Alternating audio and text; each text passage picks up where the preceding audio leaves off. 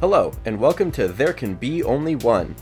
Every once in a while, two entries to the same IP end up with the exact same name. In this show, they go head to head so we can determine which deserves to keep the title. For today's matchup, it's TrackMania versus TrackMania. Let's see which one comes out on top, as there can be only one TrackMania.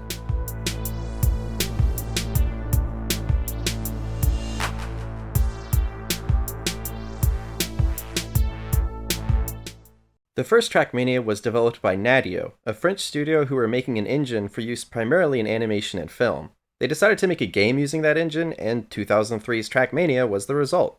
It was an instant classic, spawning several sequels and starting a franchise that's lasted 2 decades now.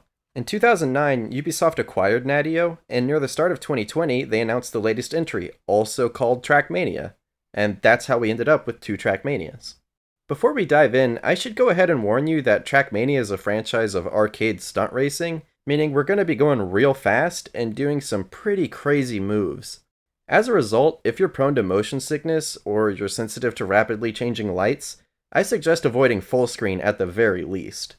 While we're on the topic, this video might end up looking like utter garbage because of video compression, but unfortunately that's pretty much entirely outside of my control. Alright, let's dive in.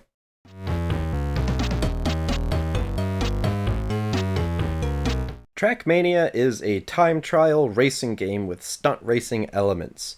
Your objective while racing is to simply beat a target time.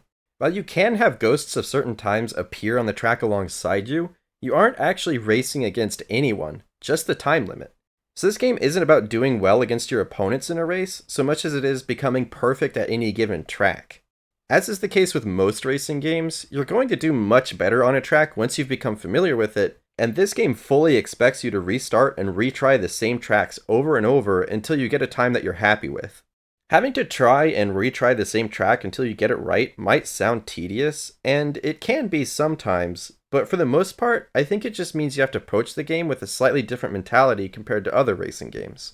This is a game about scouting out what obstacles the track is going to put in front of you, then practicing those obstacles until you can conquer them consistently, before putting it all together in one run that represents your efforts.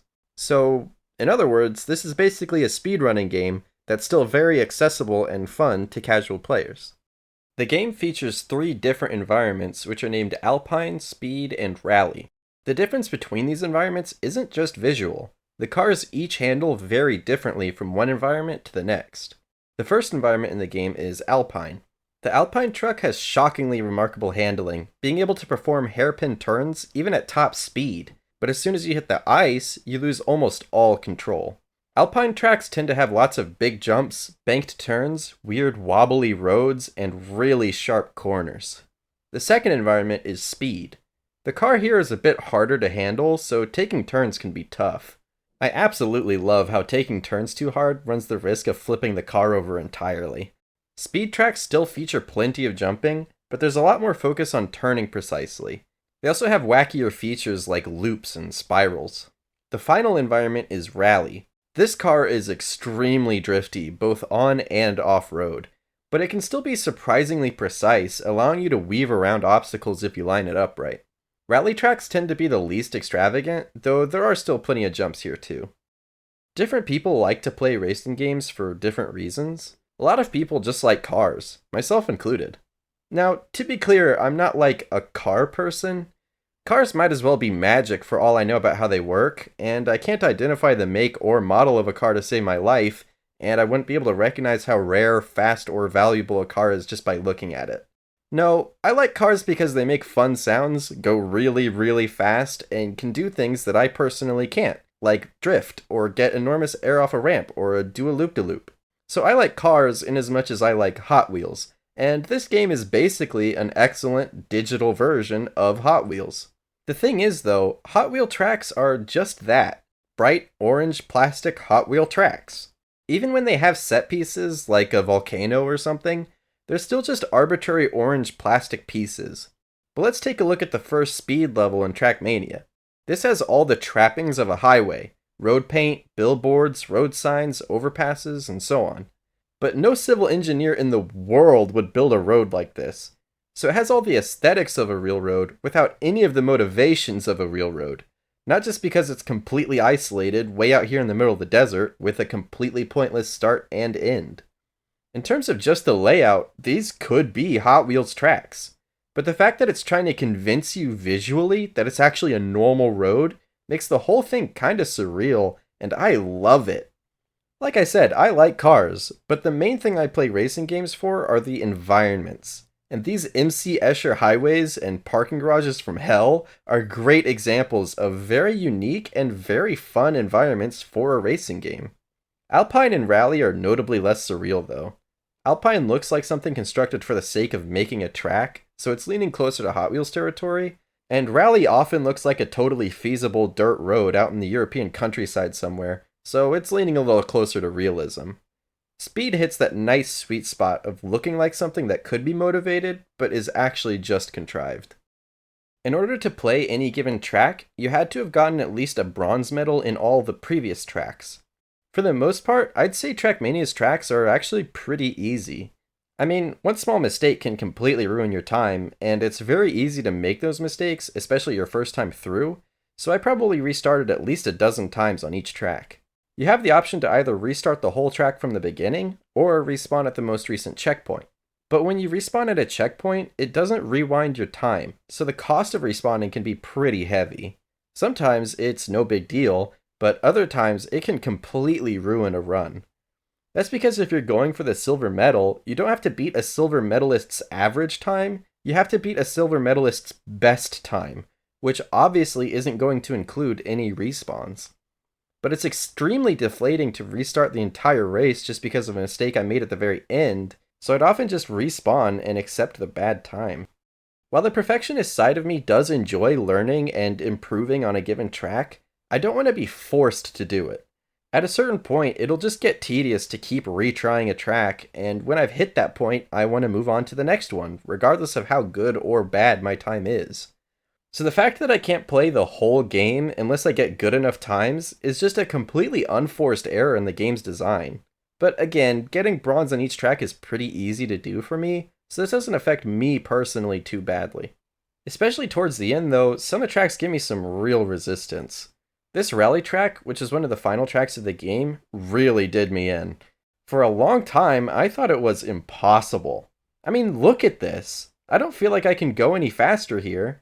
But after trying again and again and again, I finally made it. Kinda. At least now I know it's possible. But I'll need to get it first try to make a good time, which means restarting over and over and over again if I miss it. And this jump is at the very end of the race. But I soldiered through it, and by some miracle, I made it. And I even managed silver. Ugh. At least it's over now. Tracks like these are frustrating. Cruising around is supposed to be relaxing. Say, what happens if we go off track and just drive away? Well, in Alpine, you won't get very far before you lose control of the vehicle. And I don't mean that the snow is too thick so you can't handle well. I mean your inputs are completely ignored. You can't even change cameras. The only other times this will happen is if you do something like drive into the water and stay there, so I can only assume this means that you have died. Yikes. I guess frostbite works pretty fast out there. The same isn't true of speed though. See that mountain? Yeah, we can go all the way over to it. And past it. And we can keep going. And going. And going. Oh, looks like we're reaching the end of the world now. Wait, nope, just the end of the sky. The world keeps going a little bit longer. Now we've reached the end of the world. What about this evil track that gave me so much trouble? Screw this jump, I'm out of here. Well, it's a bit harder to navigate because of these bodies of water, but see those distant trees? Well, up close, they're a bit less impressive. All the frustrations of that track can be but a distant memory as we drive into the sunset. Sunsets. Yeah, okay, I should come clean about something. If you're really astute, you might have pieced this together, but so far, all the footage I've been showing you isn't actually from the original TrackMania. No, it's from TrackMania Original. Sorry for deceiving you. Remember how I said that TrackMania was successful enough to receive sequels? Well, it's a little more complicated than that. Honestly, the TrackMania franchise's release timeline is a bit of a mess. After the original TrackMania, Nadio released TrackMania Sunrise, which contained island, bay, and coast environments. Sunrise also featured various improvements to the game engine, especially on the visual side, which Nadio then backported to the original TrackMania under a new release called TrackMania Original, which was available for free to owners of TrackMania. So TrackMania Original is technically a new release, but it could also be seen as a free, significant update. Only this was back in 2005, when Game Update was almost exclusively used to refer to necessary bug fixes. Anyway, let's see what the differences are between the original TrackMania and TrackMania Original.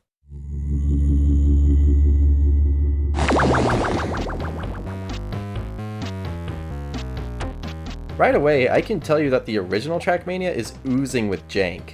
There's just something about this menu and this UI that screams amateur to me. As far as I can tell, the cars handle exactly the same and the tracks are completely identical. The most obvious difference visually is that in the updated version, the cars are shiny and the lighting is sometimes different, with some tracks taking place in the early morning or in the evening.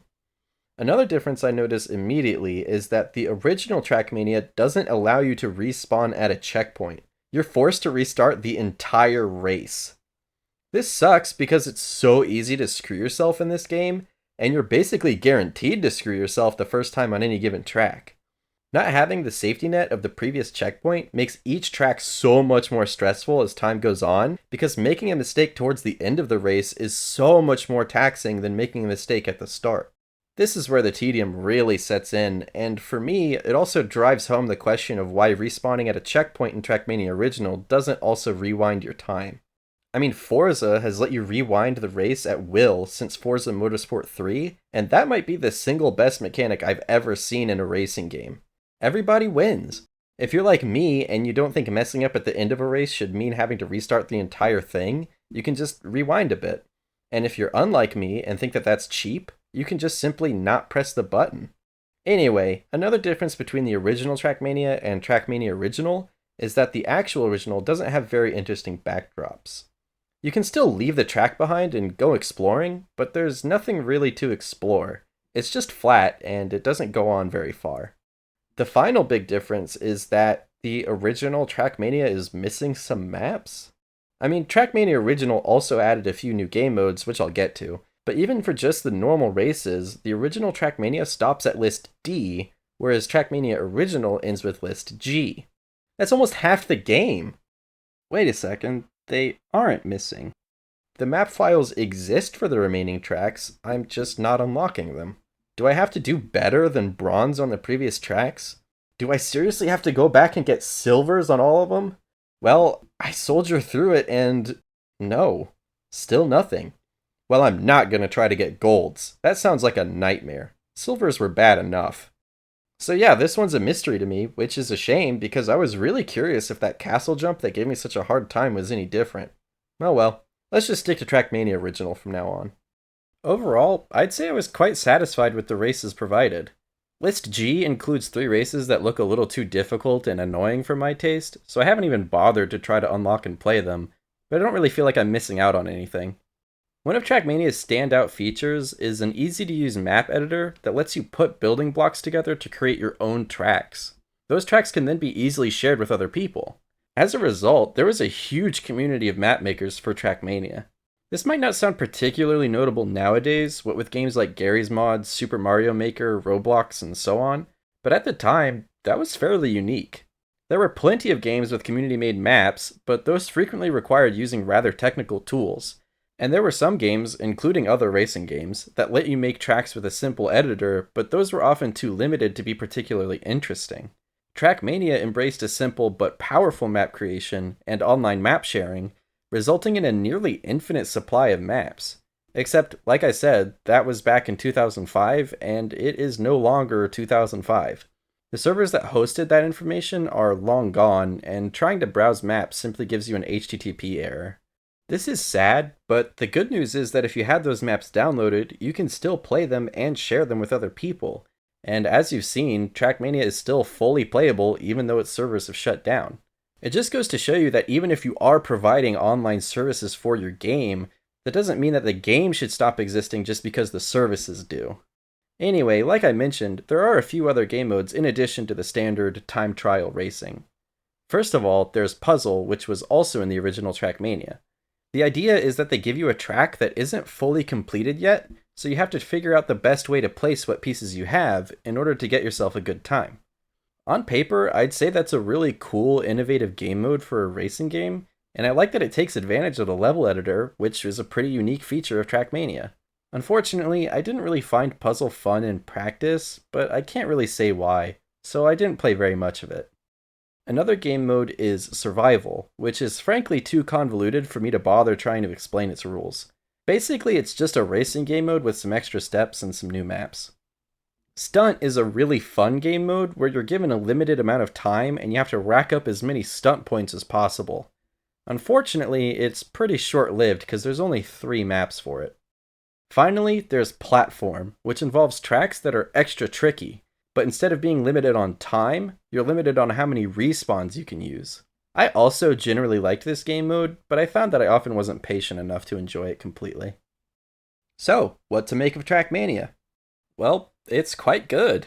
Each individual track doesn't overstay its welcome, there's a decent number of them, and if you want more, you could always make some with the powerful track editor or find some for download off of community sites. But when this game bites, it bites down hard. Having to restart difficult levels to make a decent time is always painful, and it's outright demoralizing to restart near the end of a level. Outside of the racetracks, the additional game modes offer a bit of variety to the gameplay, and the environments all look pretty solid. I mentioned how I liked the surrealism of speed, but I think the countryside in Rally is my favorite environment. I really like how there are sometimes random cottages that get their own roads that aren't actually part of the race's route. TrackMania is at its best when it embraces its own simplicity. I mean, this is a game with literally 5 inputs: forward, back, left, right, and respawn. You can play this entire game with one hand, and I'd rarely spend more than a couple minutes on any given track before moving on. I don't think this game holds up under extended sessions, but it's not trying to. This game isn't trying to be a meal, it's just a little snack. It's a simple game with pretty simple tracks, providing a simple good time.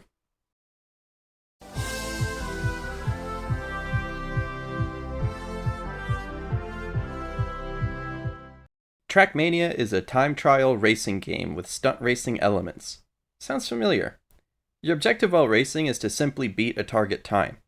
While you can have ghosts of certain times appear on the track alongside you, you aren't actually racing against anyone, just the time limit. So yeah, you know the drill. Structurally, the races in TrackMania are almost identical to the races in TrackMania.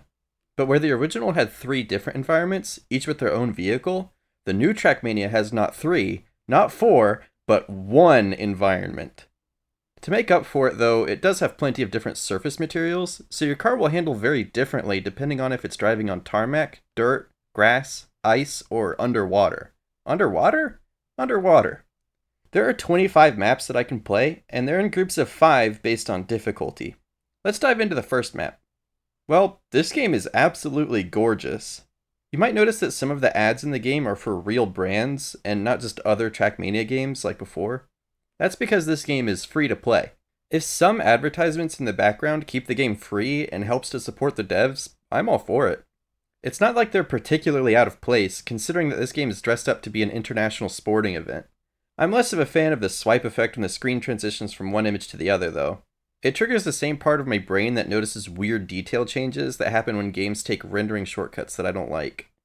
My first impression of the tracks was very positive. I'm a little disappointed that the whole game takes place in a stadium, because I think that's the most boring setting they could have possibly picked.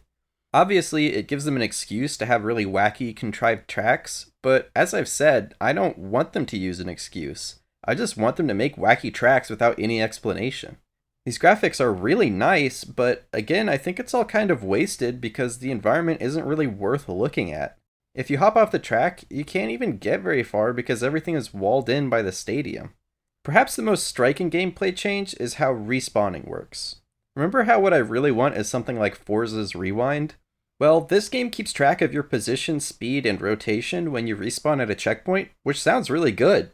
Oftentimes, in the original TrackMania, you'd hit a checkpoint that would be in a position that makes it impossible to actually continue the race. For example, if you respawn at the base of a ramp, you won't be able to pick up the speed you need to perform the jump. This respawn method fixes that problem, instead replacing it with 1,000 worse problems. Chances are extremely good that if you mess up, you'll carry that mistake through a checkpoint, so it's extremely rare that respawning is even recoverable, much less preferable to a full restart. And as if that isn't bad enough, it still doesn't rewind your time. In practice, this makes respawning like this almost completely pointless, so we've regressed to nearly the same point where respawning was impossible. The only saving grace to this respawn system is that if you hit the respawn button twice, you get the old-fashioned respawn behavior. But I don't find that intuitive at all, and the game doesn't tell you that, so I had no idea until I found people talking about it online well after I had stopped playing. To make matters worse, these tracks get really hard, really fast. These first 10 tracks were simple and fun, while still being plenty interesting. But things go downhill fast in the blue set. Blue tracks love to throw unexpected turns at you, and make it kind of ambiguous as to where you're supposed to be headed next. They also require a lot of technical proficiency over how you're taking turns and handling different surfaces. Honestly, I kinda hated them. These are tracks that will strictly require a ton of attempts before you can get a good time on them. Like I said, a part of me really enjoys perfecting one track at a time, but when they're this difficult, it takes the wind out of my sails. Luckily, you don't actually need to do well in previous tracks to see the next tracks, but I don't think that matters much because if green was fun and blue was kind of awful, I'd expect red to be sadistic. And it is. I can still appreciate these tracks for what they are, and I'm sure lots of players love them precisely because they're so difficult. I noticed while looking through the leaderboards that one player's username is Track16Enjoyer, and sure enough, they're sitting pretty in first place on Track 16. So I'm not necessarily criticizing the game for having these tracks, but they just aren't for me. And if you think that any given track should at least be doable after the first dozen times you try it, even if the time ends up being pathetic, then they aren't for you either. So of the 25 tracks, only 10 of them are fun, 5 are frustrating but still playable, and 10 are forged in the depths of hell. Except of course that there are more than just 25 official tracks. See how it says Spring 2022 at the top? That's right, every 3 months, TrackMania receives a fresh batch of 5 sets of 5 maps. This game came out 2 years ago, so that means there's a backlog of 8 seasons. That's 200 tracks! This is great, right? Right? Well, that would be great, but that's not really how it works. In order to access those older tracks, you have to fork over some extra cash. I don't mind paying extra money for extra content, but what's available is pretty pathetic, even for a free-to-play game. But that's okay, I don't need lots of official tracks because TrackMania has always had a really good map editor, right? Let's check it out. Simple versus advanced? Well, let's see what simple has. Okay, this is extremely simple. You only get to use a very limited selection of track pieces, and there's basically no room for creativity. I don't think it'd be possible to make an interesting or memorable map with this, but that's okay. This is the simplified map editor after all. What about the advanced one? Oh, you need to subscribe. Alright, that's fine. I'm not really a map maker anyway. Can I at least play other people's custom maps? Well, I downloaded some. Let's try it out. Okay, play local, play a map. Sounds good. What the Yeah, so to play local, you need to subscribe. I wonder what kind of pathetic excuse they offered for that one. Luckily, there is kind of a workaround. You can play hot seat without subscribing. It looks like doing so puts a hard time limit on how much you get to play, which doesn't get reset. I guess that's to prevent one player hogging the game, but I feel like that's more of an interpersonal dispute and not something the game should be dictating. Anyway, this isn't ideal, but it does let you play custom maps without forking over extra cash at least. Now, to be fair, a lot of these features remain unlocked after your subscription expires. For example, you get to keep access to the advanced track editor, and you get to keep the 365 tracks of the day and the 100 seasonal tracks that came out for the duration of your subscription. I think you can keep access to local play after your subscription ends, but apparently that's not a big enough deal to anyone but me for it to be information that's easy to confirm. But again, while you do get to keep the 100 seasonal maps, only about 40 of those are actually going to be fun, 20 will be bad but playable, and 40 are concocted by misanthropists. Honestly, I think this subscription model is complete garbage, but really I'd say that this just boils down to the world's biggest unforced marketing error. It'd only take a small number of nearly inconsequential changes to turn this from kinda scummy to totally fine. First of all, cut all this free-to-play nonsense and just sell the game for the price of a single year of subscription, giving players permanent access to the first year of content, permanent access to the advanced map editor, and permanent access to local play. If you really want people to be able to try it for free, just provide a free demo that restricts players to the first 25 tracks, simple editor, and so on. Continue releasing 25 new maps every season and sell them as individual map packs. As for access to ranked matches, player-made tournaments, and so on, well, I don't really have a stake in that game because I couldn't care less about those features, so I'm not really sure what changes would be needed there. Of course, Ubisoft aren't idiots. There's a reason they've done it this way rather than my way. As it so happens, TrackMania is actually a remake of TrackMania Nations, which was also re-released as TrackMania Nations Forever. I told you that the franchise's release timeline was a mess. Anyway, much like TrackMania, Nations was marketed as free-to-play, but unlike TrackMania, it actually is free-to-play. You can go download and play TrackMania Nations Forever in its entirety without paying a dime, and almost all of its 65 tracks are great. It comes complete with a track editor and the ability to play online, in a network, hot seat, or offline. It proved to be enormously successful, boasting millions of players and still managing nearly 1,000 daily players despite being 14 years old. So why doesn't TrackMania follow that formula? The answer is because Ubisoft looks at millions of players that haven't given them any money, and they see wasted potential. They want to rake in the same players attracted to the idea of a free-to-play TrackMania, but also milk them for as much money as possible. I mean, TrackMania Nations was essentially a promotional demo for their flagship game, TrackMania United, but TrackMania is just promoting itself. On TrackMania's feedback forums, one player said they were happy to support Nadio, but were unwilling to be roped into a subscription-based model, and a Ubisoft rep responded by explaining that it isn't a subscription model, you just pay to gain access to the game for a limited time, and you'll have to pay again to continue accessing it once that time is up. Well, aside from the fact that that's literally the definition of a subscription, I think that explanation actually reveals a bit about Ubisoft's motivations. You don't ever own the game, you merely get temporary access to it. The reason they didn't release this TrackMania as a purchasable game with a free demo and map pack DLCs is because that would offer two things that Ubisoft want to avoid: consumer choice, and more importantly, consumer ownership. As it stands, when you subscribe, you don't get to pick and choose which seasonal tracks you want to keep. And actually, the tracks you will end up keeping aren't even created yet. So first of all, you can't make any kind of judgment on whether they'll be worth the money, and second of all, you don't know if they'll even get made at all. TrackMania isn't going to last forever. At some point, it'll stop being profitable and there won't be new map packs released, but because subscriptions last for a full year, you could very feasibly end up paying for a year's worth of content, only for the game to stop receiving new content at the end of that season. So you'd get 25 maps for the price of 100. As for the stuff that you get access to, but lose once your subscription is up, there's no reason for those things to go away. The end result is that if you want to play this game, you can't just buy it now and get back to it later, because it expires for no reason. You'll have to make sure to get all you can out of it while you're still subscribed. This is the exact predatory garbage you can find in battle passes too. Subscriptions can really only be enforced with online connectivity, which raises another question. What about offline play? And TrackMania's answer is, what offline play? Okay, to be fair, you can play the 25 free seasonal tracks offline, but you can't do local play of custom maps, not even hot seat.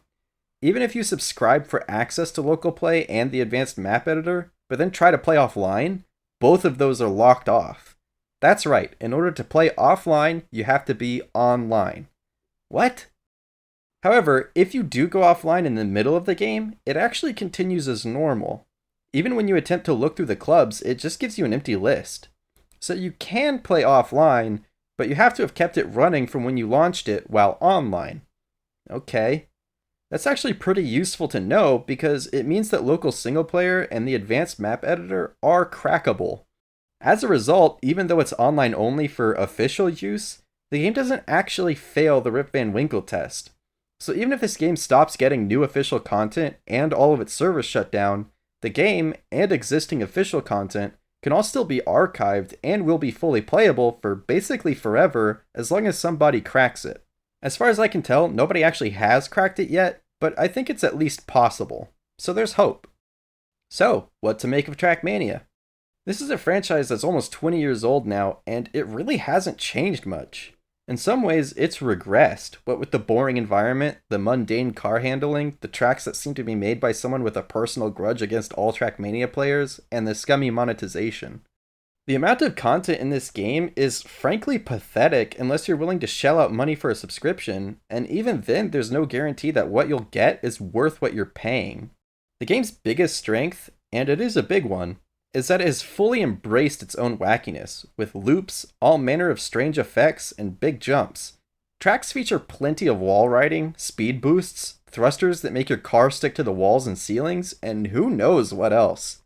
Look at this, some of the tracks have you skipping your car across water surfaces like a rock. This game has the potential of being a digital car toy box wonderland, but it doesn't ever quite meet that potential, primarily because most of the tracks are designed to be outright antagonistic.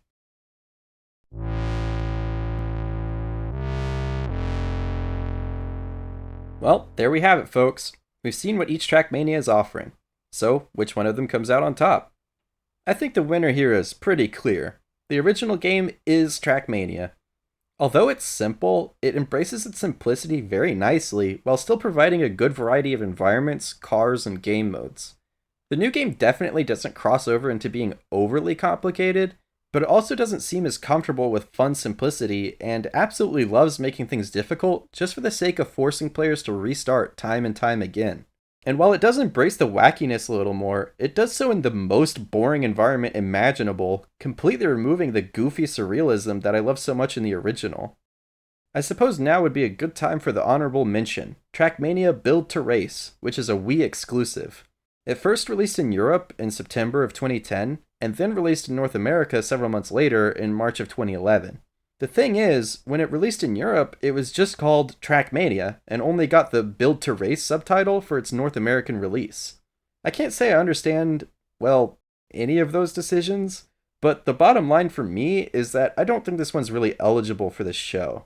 First of all, because it's a Wii exclusive, it's pretty easy to disambiguate which game you're talking about. It might as well have been called TrackMania Wii, which incidentally is what most people call it.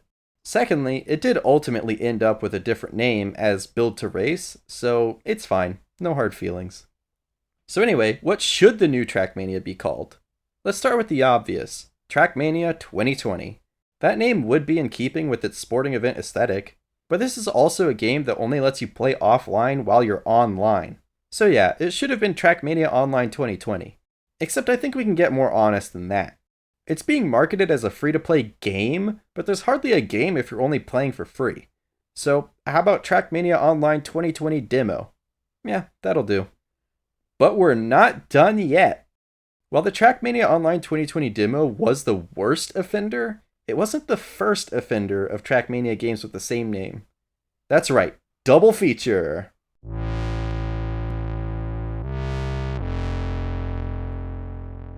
Back in 2008, publisher Focus Home Interactive decided to try to tap into the handheld market, hiring Firebrand Games to develop TrackMania DS. It included the rally, desert, and stadium environments, and was successful enough to warrant a sequel 2 years later named TrackMania Turbo. About a year after that, in 2011, Nadio released the first episode of TrackMania 2, or I guess TrackMania Squared? TrackMania Squared ultimately received 4 episodes: Canyon, Stadium, Valley, and Lagoon. Before the release of TrackMania Squared Lagoon, though, Nadio decided to wrap up all 4 of the environments in a brand new game in 2016, which would be available on consoles as well as PC, and they called it TrackMania Turbo. And that's how we ended up with 2 TrackMania Turbos. So let's get to it and see what they're like.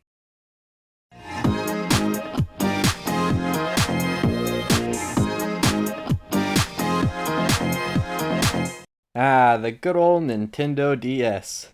I'll go ahead and apologize up front for this video quality. Not only does the DS feature 2 screens stacked on top of each other, but each screen has a resolution of 256 by 192 pixels. I've scaled it up a bit to make it more legible, but at the end of the day, this is a pathetic number of pixels and an absolutely bizarre aspect ratio, so there was no way to make it look good. Let's dive right in. It's a TrackMania game, you know the drill by now.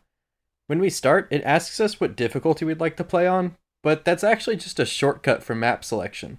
This game features 5 difficulties. Every difficulty, other than Extreme, has 5 maps of each of the 4 environments, meaning that this game has a respectable 100 tracks in it. Unfortunately, in order to play higher difficulties, we have to get enough medals in previous tracks.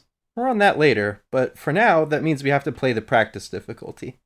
I gotta be honest, I kinda feel that the DS isn't really the first platform that comes to mind for a racing game. It's not like it has an analog stick or anything. The only way to turn is to press left and right on the D-pad. It's not terrible, but it makes the whole thing feel really imprecise. I think now would be a good time to mention that I've never owned a DS, and this is literally the first DS game I've ever played. Now I have seen one before, in person even, but I don't think I've ever even physically touched a Nintendo DS. To say that I don't really see the appeal is a dramatic understatement. I get that the idea is that you can play games on the go, like if you're in a car or on a bus, or on a plane, or on a walk, or whatever. For the most part, I think having something that requires your undivided attention, even if only in small bursts, would just kind of be unpleasant. At any rate, any game that's fun in that environment would be, I think, much more enjoyable outside of that environment. So unless you're absolutely infatuated with the idea of playing games all the time everywhere, I don't see how any handheld platform is remotely worth it, and that's doubly true nowadays with the ubiquity of smartphones and the games available on them. Speaking of which, you can find a lot of talk on the internet about which platform is the best to play games on. At the end of the day, I don't really care what platform people use, but for what it's worth, I think PC is the best for 2 big reasons. First of all, playing on a computer gives you an incredible amount of flexibility in how you play games, and second of all, it's by far the most accessible platform for developers making games. As a result, there's an enormous wealth of indie games that are only available on PC because porting them to other platforms is too burdensome. Now, it certainly wasn't always the case, but nowadays, you kinda have to go out of your way to make sure a game can't run on PC, which is not true of other platforms. And yet, there are games that are exclusive to non-PC platforms. The reason is because the company that owns that platform pays developers a huge stack of cash to only release on that platform, banking on the hope that it'll make the platform more attractive to consumers. To say this is anti-consumer is an enormous understatement. The most coherent defense I've ever heard of the practice goes something like this. I really liked this game, and according to the developer, the only way they could get the budget to make it was by accepting an exclusivity deal. And that defense kinda misses the point. Yeah, of course I want games to be made, and of course I want developers to be financially secure while they're making their games. My problem isn't with people accepting exclusivity deals, it's the people making them. What's preventing the company that made the deal from just investing money in the game in return for some cut of the profit? Something that already happens all the time. And you know who the biggest offender is when it comes to platform exclusivity? Nintendo. Like I've said, I don't even come close to understanding the appeal of Nintendo's platforms, and there's only a couple of games I have any remote interest in playing, but Nintendo is heavily invested in making sure that the only way to play Nintendo games is on Nintendo hardware, and the only way to use Nintendo hardware is to play Nintendo games. They're double dipping. Want to make a game for a Nintendo platform? Nintendo takes a huge cut. Want to play a Nintendo game? You have to buy Nintendo hardware. Want to play games on your Nintendo hardware? Well, better hope Nintendo's offerings are good enough. This is a situation where literally everybody loses except Nintendo's bottom line. Honestly, one of life's big mysteries to me is why Nintendo has such a good reputation among people who play their games. Those players are the ones who are getting screwed the most. If you really like how the Wii feels to play, wouldn't you want to open the floodgates and let as many developers who would care to work on it make games for it? If you really like Breath of the Wild but think the Switch is a stupid gimmick or a waste of money if you already have other hardware that by all metrics should be able to play it, wouldn't you want to be untethered from that specific platform? But Nintendo doesn't stop there. They fervently crack down on people who are just trying to archive and revitalize their games. Emulators, archival, even gameplay footage have all been targeted by Nintendo because they actively and transparently do not want what's best for their games or for the people who play them. And Nintendo doesn't let up. While I was working on this video, they won a court case against hacker Gary Bowser, who ended up being forced to pay Nintendo nearly $15 million and spend over 3 years in prison, which is on top of the 6 months he'd already spent essentially in solitary confinement while waiting for the trial. That is already inexcusably harsh, but Bowser's biggest crime was just selling tech that allows people to play pirated games on Nintendo hardware. And guess what? That odious sentence was something that Nintendo and the judge cooked up together in order to, in their own words, educate the public about how there's no glory in hacking or piracy. So they basically ruined this guy's life just to send a message to everyone out there who are trying to preserve Nintendo games or give consumers more freedom in how they play Nintendo games. And I'm not even going to get into all the ways that they treat their workers like garbage. Anyway, if you really like Nintendo games and or Nintendo platforms, like I said, I have no issue with you. If anything, I'd think you'd be more mad about all this than I am, given that I'm not even particularly invested in anything they're offering. You're the ones who suffer from it. It just boggles my mind that EA can win Worst Company in America 2 years in a row, while the most scathing opinion I've ever heard about Nintendo was just mild indifference. My point isn't that EA doesn't deserve the criticism it receives. There's plenty of good reasons to hate EA. But all of those same reasons, and more, also apply to Nintendo. Anyway, I'm playing TrackMania Turbo using an emulator. While we're on the topic, I also used an emulator for both the original TrackMania and TrackMania Original. Those games shipped with DRM that is so incompatible with modern hardware that it bricks Windows 10 PCs, so I used a virtual machine running Windows XP to play them. See, this is what I was saying about the PC environment. It's so rich that people have developed software to emulate other hardware, and now a huge library of games has become available to me. While playing, I noticed the game sometimes has a hard time. I have no idea if this is a problem with the emulator, or if this is just how the game ran on DS hardware. I wouldn't really be surprised either way. I couldn't really pin down the source, though. I stopped having ghosts on the track, and I think that helped a little bit. Was it a rendering thing? I don't think so, because it's really inconsistent when it lags and when it recovers. It's not like it lags only when I'm looking a certain way. Well, what if I change the emulator settings a bit? Does that help? No, it doesn't look like it. What if I change the emulator settings a lot? No, still lags. Well, if the game lags looking like this, I don't think there's anything I can do about it. As for the game itself, I certainly approve of the tracks I'm seeing. They're all quite short, which is a good thing, and they're not afraid to be wacky.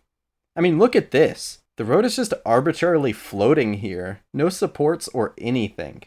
Or how about this track, which starts you bouncing off of water and ends with you throwing yourself through the finishing line upside down. Or this one, which includes a loop with the road paint still on it. Yes! I have to say though, they could probably have done better with the environments. Coast and Island look almost exactly the same, with the most significant difference between them being that the Island car handles like garbage, and Stadium is inherently a boring environment. If you jump the tracks and try to do some exploring, the ocean kills you in Coast and Island, and while there are natural barriers and snow in Stadium, they actually stop you with invisible walls before you even get to them. But yeah, like I said, so far I'd say the tracks are pretty good. But I run into a very big problem very fast. Like I said, access to higher difficulty tracks is gated by how many medals you've earned so far, and despite getting a decent number of silvers and several golds, I actually don't have the medals for the medium difficulty, and I have no interest in grinding out for more of them. The requirements here are completely ridiculous. You need 90 medals for medium, meaning you need to get a gold medal on almost every previous track. I probably could manage that, but it would not be fun at all. So I've only seen less than 40% of what this game has to offer, but I've finished it. So, what to make of TrackMania Turbo?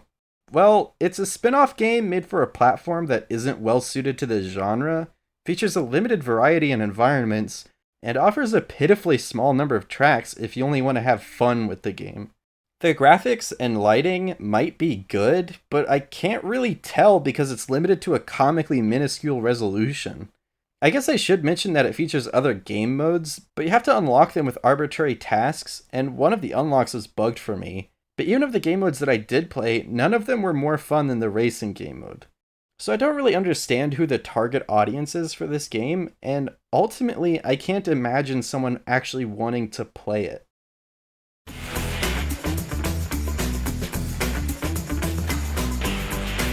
This may surprise you, but TrackMania Turbo is a time trial racing game with stunt racing elements.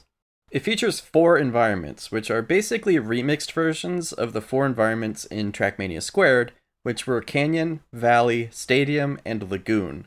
As before, these environments are different visually and mechanically, as the vehicles handle very differently and the tracks tend to have different styles or themes. The Canyon tracks have tons of drifting and clean jumps. The Valley tracks feature tricky off-road terrain, the Stadium tracks are the most stripped back, and Lagoon has a lot of these wild roller coaster style roads. Alright, right away, I gotta talk about this game's presentation. I mean, it really can't be ignored. First of all, these graphics are gorgeous. Well, except that they do things that I don't like at all. Look at these shrubs pop into existence, or this wheat field. Ugh, I can't stand this stuff. At least give me the option to increase the render distance. Or hey, just don't put this garbage in your game in the first place. I mean, this field wouldn't look that weird without the vegetation, and the popping in is really distracting and extremely ugly. I have no idea why games insist on doing this. Also, watch the clouds here. It turns out this was caused by the game's anti-aliasing, so turning that off fixes it, but this game has more cloud weirdness too. Look at these clouds in Valley. I couldn't figure out what's going on here, and I couldn't find a way to fix it, so I just had to put up with it. But yeah, other than the popping in and the cloud weirdness, these environments look great. But even putting the graphics aside, this game looks very different from the other TrackMania games. It's way more colorful, and not just visually. I mean, most of the races in this game start with your car being dropped several feet from a helicopter. Why? Because it's rad, that's why. There are also all these flashy signs on the side of the road. You might think they're a bit visually noisy, but actually I think it really suits the aesthetic the game is going for, and oftentimes the signs actually contain valuable information. I complained that a lot of the time in the TrackMania Online 2020 demo, it was unclear where you're supposed to go next. Well, that's not a problem here. Big flashing arrows lead the way, and they often contain other useful tidbits like drift here or stay in the center. They might look distracting on the video, but while playing the game, they're actually just flashy enough to keep you informed while still letting you focus on the race. They're also full of flavor. This blimp says enjoy air control as if it's an ad, but it's actually advice for the race. There are so many small things that this game does too. Like when you idle, it tells you to insert a coin. Or sometimes in the loading screen, it gives you quotes from some of history's greatest minds, like Confucius and Homer Simpson. Also, this game features cosmetic damage to the car, which I absolutely adore. If you want to get fit real fast, just play TrackMania Turbo and do 10 push-ups every time your spoiler flies off your car. At the start of every race, a voice counts you down. 3, 2, 1, go! But the game randomly chooses to count you down in any one of several different languages.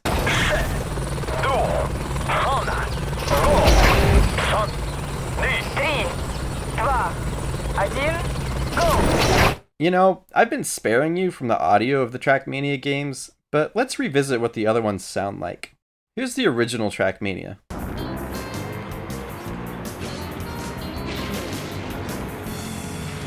I think this music kinda sucks.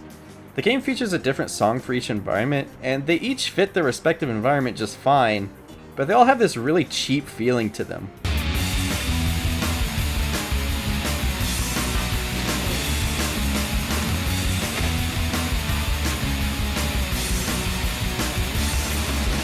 It sounds like free music you could find lying around on the internet. I just played the game on mute before very long. The TrackMania Online 2020 demo music wasn't much better, but in a completely different way. These songs just fade into the background, and you almost never notice them while playing. That's actually pretty common in video game soundtracks, but I think that's kind of a sad ambition to have for music. If it's so bland that I never notice it, I might as well just turn it off and play music that I like in the background.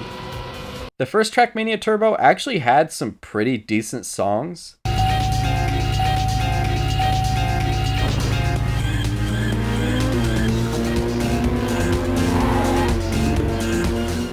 quite repetitive, so either you like it or you don't, but I found that it fit the game and generally kept me amped to play.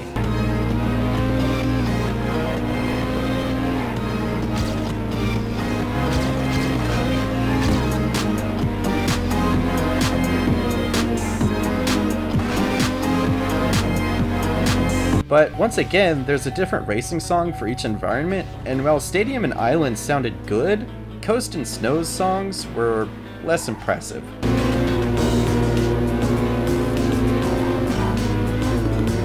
So, how about the new TrackMania Turbo? Right away, I think this is the best selection of music so far.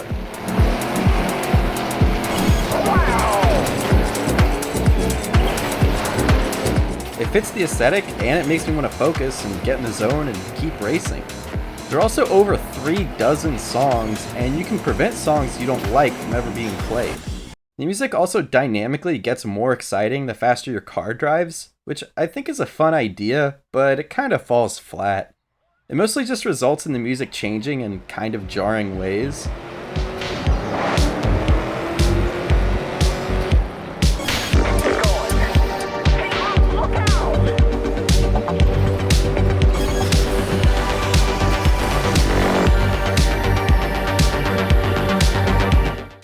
Earlier, I mentioned the game's 4 environments: Canyon, Valley, Stadium, and Lagoon. But that's what they were called in TrackMania Squared. In TrackMania Turbo, they get slightly more colorful names: Canyon Grand Drift, Down and Dirty Valley, International Stadium, and Roller Coaster Lagoon. Canyon Grand Drift is easily the most fun one for me. The car's handling is immaculate. It turns and drifts and accelerates exactly the way you'd expect it to. The tracks frequently have you making really long drifting turns, riding along the side of dams, threading the needle with jumps and turns. It's just so much fun. Jumping through a wheel or nailing the turn from a dam into a small tunnel feels like sinking a hole in one. And of course, these tracks frequently lean into that surreal layout that I like so much. Down and Dirty Valley is, in my opinion, the prettiest environment. Unfortunately, I kind of hate how the car handles. I don't know, it feels kind of sticky in a way that I don't like. It's kind of a shame because this environment composes 1/4 of the whole game, and I really don't want to play it. To its credit, it does feature plenty of surreal roads, like these loops with road paint still on them, that just float in midair with absolutely no physical plausibility. That's the stuff. Roller Coaster Lagoon is also a very pretty environment, but once again, the car handling is kind of weird. I don't really know how to describe it. Maybe it's too responsive? It's not nearly so bad as the Valley one, but it keeps the environment from standing out to me in a way that Canyon does. These roller coaster tracks are also a ton of fun, but I'm slightly disappointed that they're basically just Hot Wheels tracks and don't have that surreal appearance that I crave. Finally, there's International Stadium. I don't really have much to say about this environment. It kind of blows my mind that the stadium environment is the one most common to TrackMania games. I mean, this is easily the most boring environment to look at, and while the tracks are pretty wacky, they're clearly built to be wacky in-universe, so I have to say though, this is easily my favorite stadium environment out of any TrackMania game. The arcadey set dressing, common to all the other environments, goes a long way. It also has some truly weird props, like this flying pig balloon that says, "I believe I can fly." And they happily put more interesting greenery on the side of the roads. Also, the simple inclusion of some skyscrapers in the background actually goes a long way in keeping the environment from feeling as sterile as it has in other TrackMania games. This game's tracks are divided into 5 difficulties, and each environment gets 10 tracks per difficulty for an impressive total of 200 races. Most of the tracks are short and sweet, but every 5th track has multiple laps and will usually take a few minutes to complete. I'm generally unimpressed by lapped races in games, but it's especially bad in TrackMania. This is a game about perfecting one track at a time, but having to retry the same track over and over again to get one good run can be tiresome. Well, if the track has 3 laps, then you don't just need to get one good run, you need 3 good runs in a row. I guess you could say that makes it more challenging, but as is so often the case with video game difficulty, challenging would just be another word for tedious. Outside of those lap tracks though, the game's races are really fun, pretty short, and totally doable within the first few attempts. Of course, this review wouldn't be complete if I didn't try to escape the tracks and see what's out there. The first time I did it, it was actually an accident. Take a look.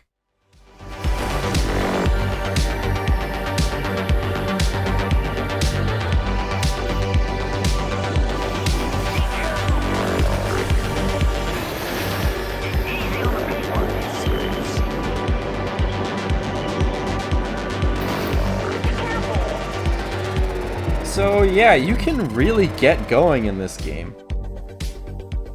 After a couple of minutes, I escaped the atmosphere.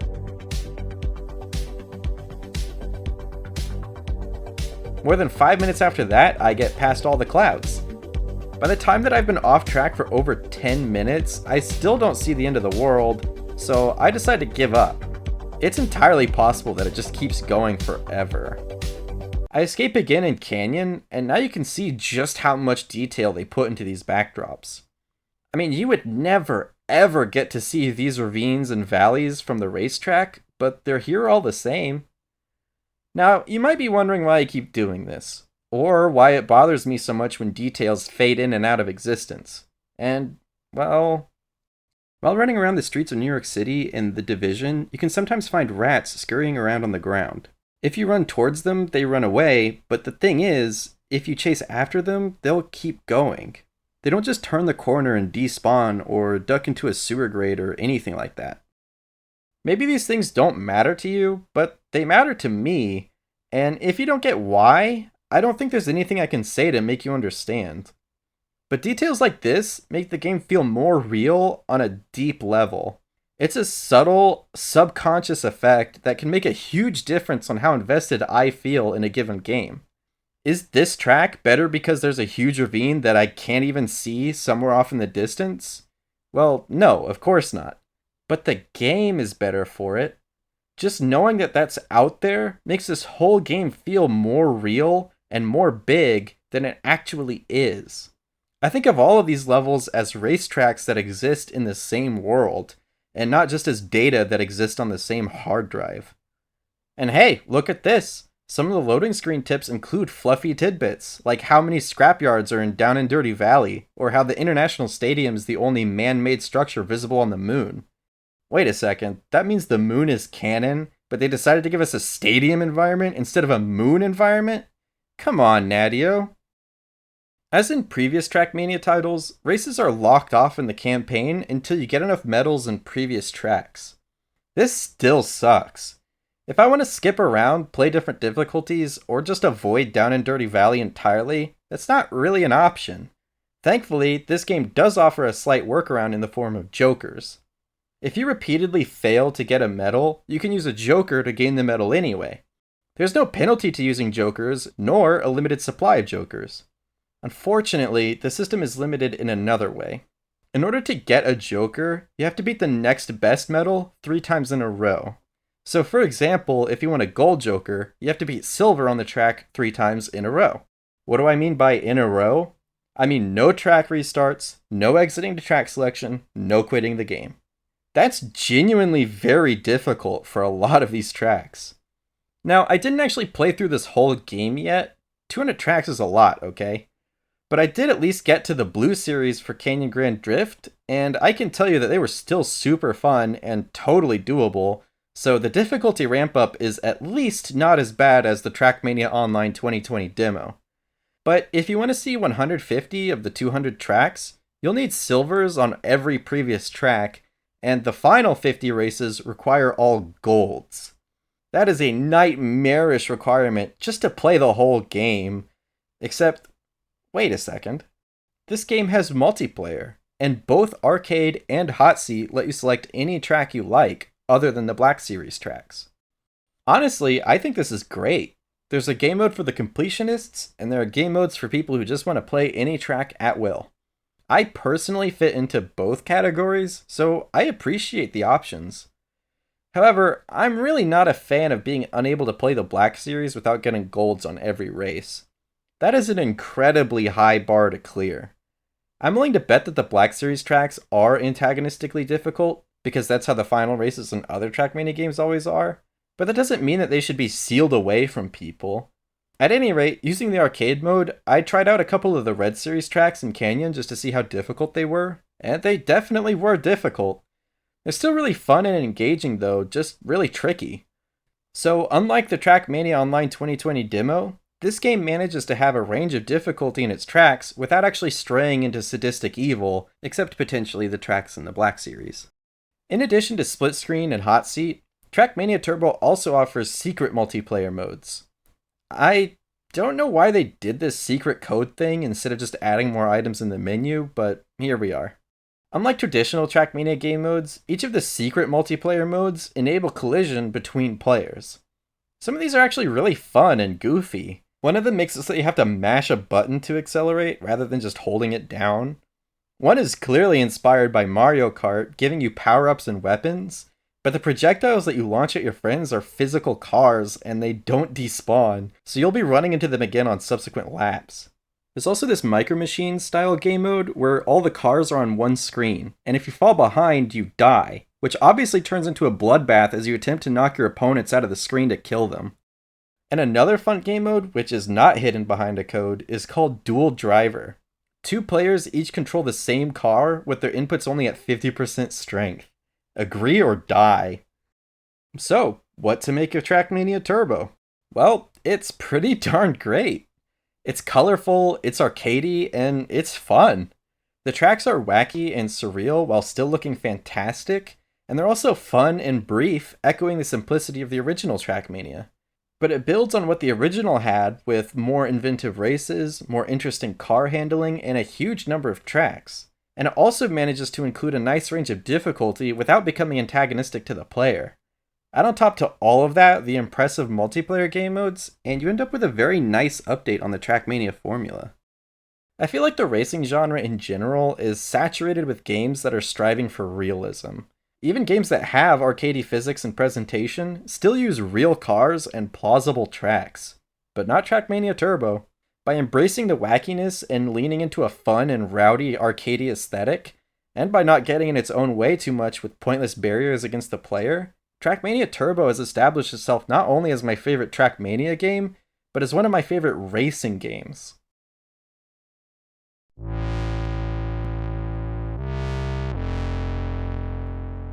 Well, there we have it, folks. We've seen what each TrackMania Turbo is offering. So, which one of them comes out on top? This is probably the easiest call I'll ever have to make. The new game is TrackMania Turbo. So, what should the old TrackMania Turbo be called? Honestly, I don't really know. The new one definitely earns the Turbo subtitle by turning everything up to 11, but the old one's kinda tame. And like I said before, I don't really understand who the target audience is, because I feel the platform it was made for is genuinely terrible for the game. And it's a sequel anyway. There was already a TrackMania DS. But wait, I found someone who posted a picture of their copy of the game, and theirs was called TrackMania Turbo Build to Race. What?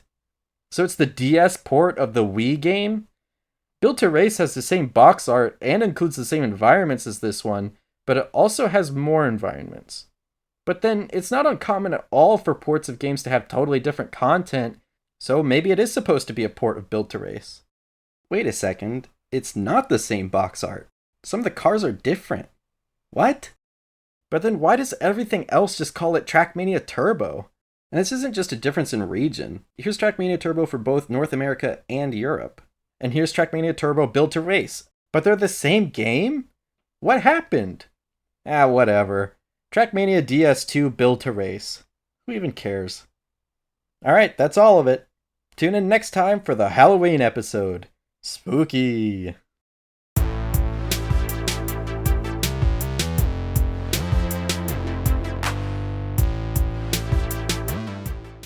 Okay, let's just give them a pass for making TrackMania 2 look like TrackMania Squared. Fine. That still leaves the question, why is the 4th TrackMania game called TrackMania 2? Original Sunrise and United came before it. Unless Sunrise and United are supposed to be episodes of TrackMania the way that TrackMania 2 is broken up into 4 episodes? Or is TrackMania 2 supposed to be a sequel to TrackMania United, which is meant to be a bundle of TrackMania Original and Sunrise? Except wait a second, the tracks in United aren't the same as the tracks from Original and Sunrise. And United has the Stadium environment, which wasn't in either of those games. So United isn't a bundle of those games? Speaking of which, why does TrackMania Turbo bundle together the environments of TrackMania 2 rather than the environments present in the original TrackMania Turbo? Wouldn't that make more sense, given that they have the same name? I mean, Natio is pretty accustomed to re-releases by now. They re-released the original TrackMania as TrackMania Original shortly after re-releasing TrackMania Sunrise as TrackMania Sunrise Extreme, and then re-released TrackMania United and TrackMania Nations as TrackMania United Forever and TrackMania Nations Forever. Wait a second, those last two aren't actually re-releases? TrackMania Nations and TrackMania Nations Forever have completely different tracks, and from what I can tell, United and United Forever also have different tracks, though I haven't been able to confirm that myself. Why bill them as re-releases if they have totally different content? Wait, under that definition of re-release, does that mean that the TrackMania Online 2020 demo was actually a re-release of TrackMania Nations Forever, which was a re-release of TrackMania Nations, which was a demo of TrackMania United, which was later re-released as TrackMania United Forever? By my count, that's at least 9 different third installments. More like keeping TrackMania.